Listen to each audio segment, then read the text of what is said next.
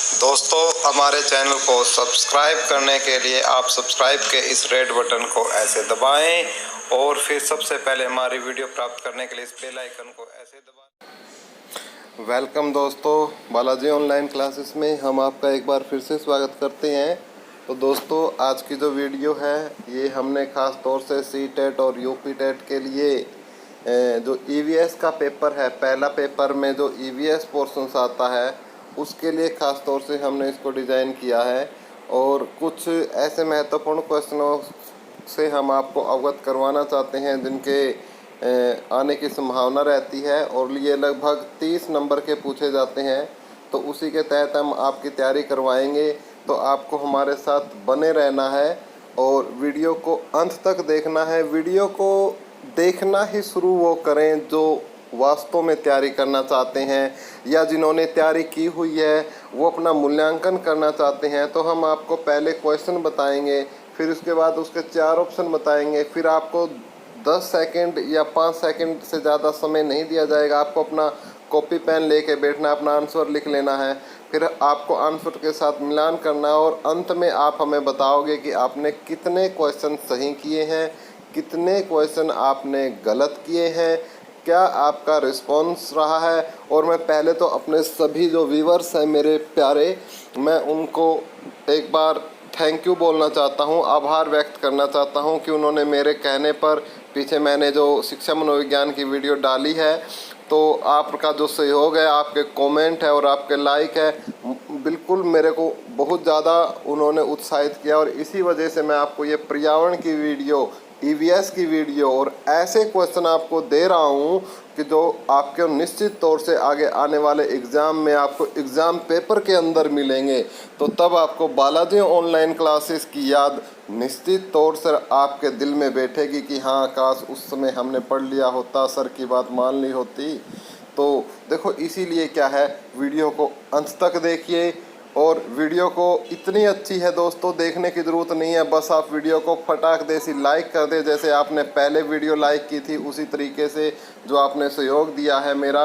और मैं बहुत खुश हूँ और मैंने उसी खुशी में एक ज़बरदस्त क्वेश्चनों का सार संग्रह मैं आपके लिए लेके आया हूँ। तो हम पहला क्वेश्चन स्टार्ट करते हैं आपके धन्यवाद के साथ कि पहला क्वेश्चन है हमारा, हम चारों ओर जिन दशाओं से घिरे हुए हैं उनका योग कहलाता है। पृथ्वी क्या कहलाता है? आकाश, पृथ्वी, पर्यावरण, जलमंडल। तो बेहद ही आसान क्वेश्चन है, उसको हम पर्यावरण कहते हैं। यानी हमारे चारों ओर का जो आवरण है, जिन दशाओं से हम घिरे रहते हैं तो उनको हम क्या बोलते हैं? पर्यावरण बोलते हैं। क्लियर? नेक्स्ट क्वेश्चन की तरफ देखते हैं कि हमारा अगला क्वेश्चन क्या है। नेक्स्ट क्वेश्चन है कि वैश्विक पर्यावरण के लिए सबसे महत्वपूर्ण वन है। पहला मानसूनी वन, दूसरा है आपका उष्ण कटिबंधीय वर्षा वन, तीसरा आपका शीतोष्ण कटिबंधीय वन और चौथा है आपका भूमध्य सागरीय वन। वैश्विक पर्यावरण के लिए सर्वाधिक महत्वपूर्ण वन क्या है? आप अपना आंसर नोट कर लो, उसके बाद हम आपको करेक्ट आंसर बताएंगे और जिनका सही हो वेरी गुड और जिनका गलत हो वो इसी क्वेश्चन को अभी लर्न करेंगे वीडियो में ही। नेक्स्ट है तो इसका है आपका उष्ण कटिबंधीय वर्षा वन। तो जो वैश्विक पर्यावरण के लिए जो महत्वपूर्ण है वो कौन से हैं? उष्ण कटिबंधीय जो वर्षा वन है वो महत्वपूर्ण है। क्लियर है? जिनका सही है उनको शाबाश और जिनको गलत है उनको डबल शाबाशी, क्योंकि उनको क्या करना है? अभी लर्न करना है। ठीक है, आपने प्रयास किया, बहुत अच्छा किया। नेक्स्ट, खनिजों के पर्यावरण पर प्रभाव है। खनिजों के पर्यावरण पर प्रभाव है। मानव स्वास्थ्य पर प्रभाव, धूल से प्रदूषण, भूस्खलन में वृद्धि या उपरोक्त सभी में। तो खनिजों के पर्यावरण पर क्या प्रभाव है? तो ये चारों ऑप्शन है, आप अपना ऑप्शन लिख ले और उसके बाद आंसर का मिलान करें। तो आंसर है उपरोक्त सभी में। तो खनिजों में के पर्यावरण पर क्या प्रभाव है? स्वास्थ्य पर प्रभाव पड़ता है, धूल से प्रदूषण होता है, भूस्खलन में वृद्धि होती है। तो ये जो सभी के सभी प्रभाव है खनिजों के पर्यावरण पर पड़ते हैं और ये बिल्कुल सत्य है। तो आपने यदि ये क्वेश्चन आ जाता है तो आपने किस पे टिक करना है? उपरोक्त सभी में। नेक्स्ट क्वेश्चन है कि खनिजों का उपयोग होता है औषधियों में, भोजन में, भवन निर्माण में, उपरोक्त सभी में। तो खनिजों का जो उपयोग है वो कहाँ कहाँ होता है, आप अपना आंसर फटाक दे से लिख लो, उसके बाद हम आपको आंसर बताते हैं। तो जो इसका आंसर है उपरोक्त सभी में। तो खनिजों का प्रयोग है दोस्तों वो बिल्कुल जो औषधि बनाने में भी होता है। जैसे आपने देखा होगा जो आयुर्वेद की दवाएं आती हैं उनमें स्वर्ण भस्म होती हैं, चांदी भस्म में डाली जाती है, जो कि हमारे शरीर के लिए बहुत ही मजबूत बनाती है, बलिष्ठ बनाती हैं। और भोजन में भी खनिजों का प्रयोग होता है, भवन निर्माण में भी होता है, तो सब में होता है। आप बिल्कुल विवेक का प्रयोग करके इसका आंसर दें ताकि आपका एग्ज़ाम में गलत ना हो सके। ये भी नहीं है कि भाई हर क्वेश्चन में उपरोक्त सभी ही आएगा, थोड़ा सा उस पर आपको मंथन करना है। क्योंकि मैंने एक बात नोट की है कि बच्चे क्या है ज़्यादातर क्या करके आते हैं, उपरोक्त सभी का ऑप्शन उनको दिखते ही वो नहीं देखते कि इसमें है भी या कुछ नहीं है क्वेश्चन में, और वो फिर उनका गलत हो जाता है। तो थोड़ा सा इसको आपको ध्यान रख के और फिर उपरोक्त सभी को आपको आंसर देना है जब आप श्योर हो जाए। क्योंकि भाई एक एक नंबर का कितना महत्व है ये मेरे से ज़्यादा और कोई नहीं जानता। नेक्स्ट है पर्यावरण उन बाहरी दशाओं और प्रभावों का योग है जो पृथ्वी तल पर जीवों के विकास चक्र को प्रभावित करते हैं। यह कथन है।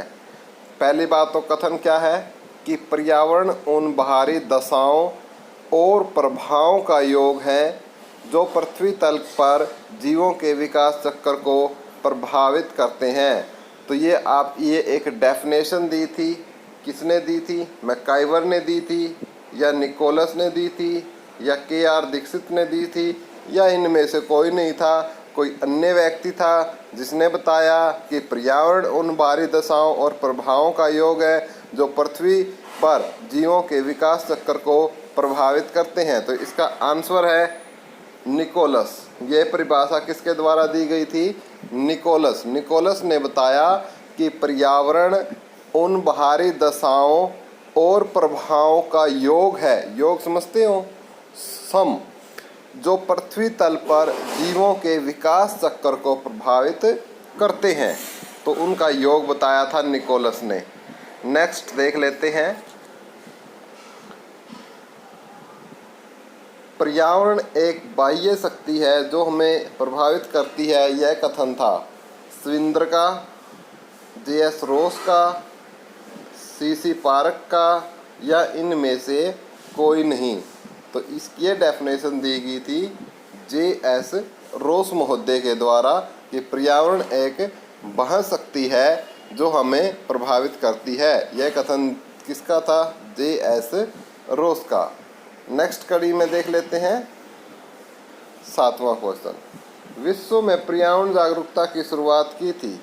विश्व में पर्यावरण जागरूकता की शुरुआत की थी विलियम हैवेट ने, टोंसले ने, ओडम ने या इनमें से कोई नहीं।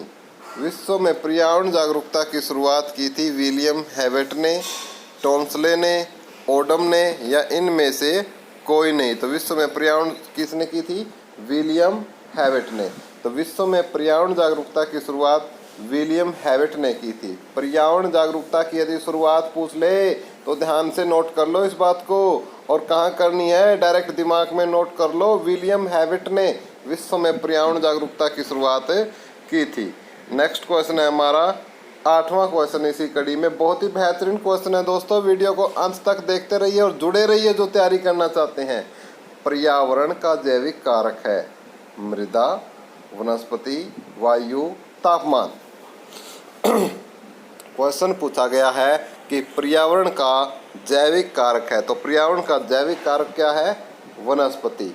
पर्यावरण का जैविक कारक क्या है, वनस्पति पर्यावरण का जैविक कारक है। नेक्स्ट क्वेश्चन है 9th क्वेश्चन देख लेते हैं इसी कड़ी में। पर्यावरण पर अधिकार है वनस्पति का, मानव का, जंतुओं का, इनमें से कोई नहीं। तो पर्यावरण पर अधिकार है किसका, मानव का। नेक्स्ट क्वेश्चन है 10वां। पर्यावरण में शामिल है जलमंडल, वायुमंडल, स्थलमंडल, उपरोक्त सभी। तो पर्यावरण में क्या शामिल है, उपरोक्त सभी। यानी जलमंडल भी पर्यावरण में शामिल है, वायु में, उस तरीके तो सिंपल सी बात है। तो इसका आंसर आ जाएगा सभी। क्लियर है, उपरोक्त सभी। 11वां क्वेश्चन देख लेते हैं इसी कड़ी में। पर्यावरण का तत्व है जल, वायु, मिट्टी, सभी। पर्यावरण का तत्व है तो क्या है, बेहद आसान क्वेश्चन है।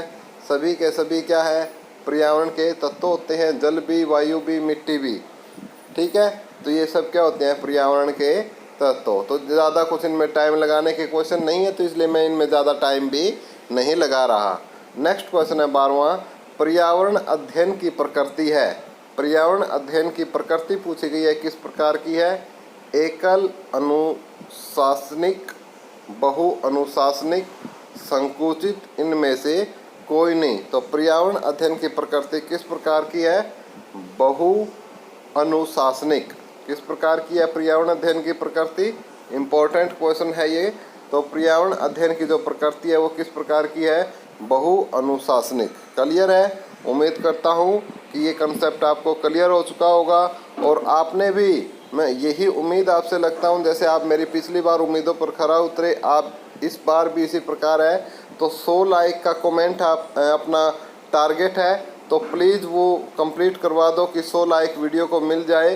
फटाफट जो भी वीडियो देख रहा है तुरंत वीडियो को लाइक कर दे दोस्तों, और हो सके तो अपने फ्रेंड्स व्हाट्सएप पे या फेसबुक में जो एजुकेशनल चैनल होते हैं प्लीज़ वहाँ पर शेयर भी कर दें ग्रुप्स में, या किसी पेज पे जहाँ भी आप शेयर कर सको, या किसी फ्रेंड, मित्र या अपने रिश्तेदार के साथ जिसको इसकी ज़रूरत है, ताकि ये वीडियो सब तक पहुंच सके।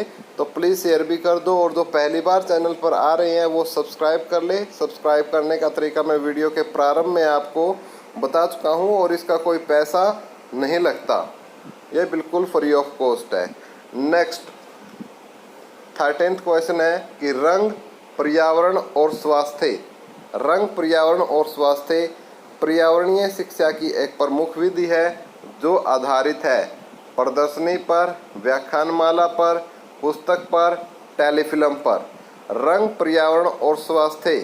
रंग, पर्यावरण और स्वास्थ्य पर्यावरणीय शिक्षा की एक प्रमुख विधि है जो किस पर आधारित है। 4 ऑप्शन आपको दिए गए हैं, प्रदर्शनी पर, व्याख्यानमाला पर, पुस्तक पर, टेलीफिल्म पर। तो आपका क्या है ऑप्शन, ऑप्शन है आपका प्रदर्शनी पर। रंग, पर्यावरण और स्वास्थ्य किस पर आधारित है, एक विधि है पर्यावरण की, प्रदर्शनी पर। क्लियर है, प्रदर्शनी की जाती है इसमें डिफरेंट रंगों के माध्यम से अपने पर्यावरण के बारे में बताया जाता है, और उनसे किस प्रकार यदि हमारा पर्यावरण अच्छा रहेगा तो क्या उसका स्वास्थ्य पर प्रभाव पड़ेगा, एक प्रदर्शनी करके शो किया जाता है इसमें। और यदि हमारा पर्यावरण खराब होगा तो किस प्रकार उसके कुप्रभाव हमारे शरीर पर पड़ेंगे, मानव जीवन पर पड़ेंगे, पूरी प्रकृति पर पड़ेंगे, पूरे संसार पर पड़ेंगे। तो उसको विभिन्न माध्यम से बच्चों द्वारा उस प्रदर्शनी में शो किया जाता है। नेक्स्ट है पर्यावरणीय निश्चयवाद के प्रतिपादक कौन थे। पर्यावरणीय निश्चयवाद के प्रतिपादक कौन थे, इम्पोर्टेंट क्वेश्चन है भाई, ये भी आप इम्पोर्टेंट क्वेश्चन है तो थोड़ा सा आराम से करेंगे। क्वेश्चन है कि पर्यावरणीय निश्चयवाद के प्रतिपादक कौन थे, Carl Ritter, Griffith Taylor, Davis, या इनमें से कोई नहीं। पर्यावरणीय निश्चय देख लेते हैं इसका आंसर, कार्ल रिटर। तो इसका ऑप्शन है पहला, कार्ल रिटर। कार्ल रिटर पर्यावरणीय निश्चयवाद के प्रतिपादक थे। पर्यावरणीय निश्चयवाद के प्रतिपादक कार्ल रिटर, बस इतना याद रखना है आपको। नेक्स्ट क्वेश्चन है 15वां। भारत में धारणीय विकास के दृष्टिकोण से विद्युत उत्पादन का सबसे अच्छा स्रोत कौन सा है। भारत में धारणीय विकास के दृष्टिकोण से विद्युत उत्पादन का सबसे अच्छा स्रोत कौन सा है, पहला कोयला, खनिज तेल एवं गैस, जल विद्युत, या परमाणु ऊर्जा। तो भारत में धारणीय विकास, तो क्वेश्चन पूछा गया आपसे कि भारत में धारणीय विकास के दृष्टिकोण से विद्युत उत्पादन का सबसे अच्छा तरीका कौन सा है, तो है आपका जल विद्युत। तो ये इसी से सबसे ज़्यादा जो है विद्युत उत्पादन की जाती। नेक्स्ट क्वेश्चन है हमारा दूरदर्शन, रेडियो, नाटक, कवि गोष्ठियों एवं सिनेमा द्वारा दी जाने वाली पर्यावरणीय शिक्षा को कहते हैं। पहला ऑप्शन है औपचारिक पर्यावरणीय शिक्षा, अनौपचारिक पर्यावरणीय शिक्षा, पाठ्यक्रम शिक्षा, विद्यालय शिक्षा। एक बार फिर से देखते हैं कि दूरदर्शन, रेडियो, नाटक, कवि गोष्ठियों एवं सिनेमा द्वारा दी जाने वाली पर्यावरणीय शिक्षा को क्या कहते हैं। पहला ऑप्शन है औपचारिक पर्यावरणीय शिक्षा, दूसरा ऑप्शन है अनौपचारिक पर्यावरणीय शिक्षा, तीसरा ऑप्शन है पाठ्यक्रम शिक्षा और चौथा विद्यालयी शिक्षा। तो इसका आंसर है अनौपचारिक पर्यावरणीय शिक्षा। क्या बोलते हैं उसको? अनौपचारिक पर्यावरणीय शिक्षा। तो इसको अपना थोड़ा सा दिमाग यदि आप लगाओगे तो इसका आंसर आप इसको बिना पढ़े भी इसका आंसर दे दोगे। नेक्स्ट क्वेश्चन है कि प्रभावकारी दशाओं का वह संपूर्ण योग जिसमें जीव रहते हैं क्या कहलाता है। प्रभावकारी दशाओं का वह संपूर्ण योग जिसमें जीव रहते हैं क्या कहलाते हैं। वायुमंडल, जैवमंडल, पर्यावरण, जलमंडल। भाई मैं नहीं देता, इसका आंसर आप ही दो फटाफट। तो इसका है आंसर पर्यावरण। नेक्स्ट है पर्यावरण के घटकों में आप किसे शामिल करेंगे। जल, वायु, मृदा, उपरोक्त सभी। तो पर्यावरण के घटकों में आप किसे शामिल करेंगे? उपरोक्त सभी। इन सभी को हम पर्यावरण के घटकों में शामिल करेंगे। नेक्स्ट है पर्यावरण के प्रमुख कारकों में निम्नलिखित में से कौन सा कारक सम्मिलित है। जलवायु, भौगोलिक स्थिति, वनस्पति, उपरोक्त सभी। तो इसका आंसर है उपरोक्त सभी। नेक्स्ट क्वेश्चन है भौगोलिक अध्ययन में कितने प्रकार के पर्यावरण शामिल है। भौगोलिक अध्ययन में कितने प्रकार के पर्यावरण शामिल है। तो दोस्तों ये आज का हमारा होमवर्क क्वेश्चन है। होमवर्क क्वेश्चन है कि भौगोलिक अध्ययन में कितने प्रकार के पर्यावरण शामिल है। ऑप्शन है 1, दूसरा ऑप्शन है 2, तीसरा ऑप्शन है 3 और चौथा ऑप्शन है 4। यानी पहला ऑप्शन है तो 1, दूसरा ऑप्शन है तो 2, तीसरा ऑप्शन है तो 3, चौथा ऑप्शन है तो 4। तो आपको कमेंट बॉक्स में ABCD लिख के भेज देना है कि पर्यावरण अध्ययन में कितने प्रकार के पर्यावरण भौगोलिक अध्ययन में कितने प्रकार के पर्यावरण शामिल है। इसका क्वेश्चन आपका ये होमवर्क क्वेश्चन है जिसका आंसर आपको लिख के हमें भेजना है कमेंट बॉक्स में। और देखते हैं कि कितने विद्यार्थी हैं जो सीरियसली लास्ट तक वीडियो को देख रहे हैं, पढ़ रहे हैं, क्योंकि इसका आंसर वही देगा जिसने वीडियो को पूरा देखा होगा। और वही होंगे हमारे असली में वो हीरो जो वास्तव में अपने करियर को लेकर थोड़े से चिंतित है और जो कुछ करना चाहते हैं उनका हम यहीं से पता लगाते हैं कि वो कौन कौन है। क्योंकि जो आंसर नहीं देते समझो उन्होंने वीडियो नहीं देखा। तो ये बहुत ही महत्वपूर्ण आपके लिए भी है और हमारे लिए भी है। तो दोस्तों ये कुछ क्वेश्चन मैं लेके आया हूँ आपके लिए। पहले 20 क्वेश्चन है और बहुत जल्द मैं इसके और भी क्वेश्चन आपके लिए लेके आ रहा हूँ। तो बिल्कुल आपको घबराना नहीं है, बिल्कुल टेंशन नहीं लेनी है। साइकोलॉजी की वीडियो प्रारंभ हो चुकी हैं, EVS की वीडियो प्रारंभ हो चुकी हैं, साइंस की वीडियो डाली जा चुकी हैं, भूगोल और विश्व भूगोल और ये भारत का भूगोल है उसकी वीडियो हम निरंतर डाल रहे हैं। तो उन क्वेश्चनों को भी आप अध्ययन करना न छोड़ें, उनमें से भी काफ़ी सारे क्वेश्चन आपसे पूछे जाएंगे। तो बिल्कुल आप हमारे साथ बने रहिए, निस्संदेह हम आपकी बहुत अच्छी तैयारी करवाने वाले हैं। जुड़े रहिए लगातार। रोज़ हम सभी सब्जेक्टों के 20-20, 25-25 क्वेश्चन भी करेंगे।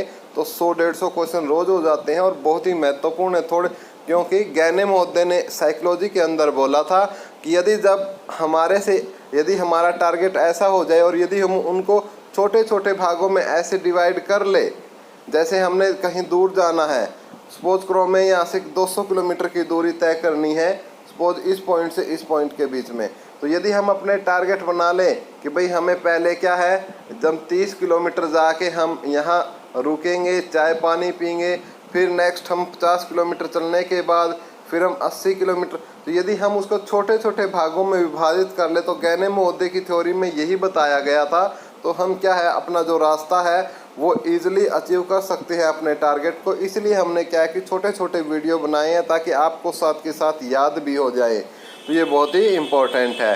तो दोस्तों ज़रूर आप हमारा इस मुहिम में साथ देंगे। साथ देने में आपको कुछ नहीं करना है, कोई पैसा नहीं देना है, कुछ नहीं करना है, सिर्फ आपको कमेंट करना है और वीडियो को लाइक करना है और शेयर करना है दोस्तों। धन्यवाद दोस्तों, हैव ए नाइस डे।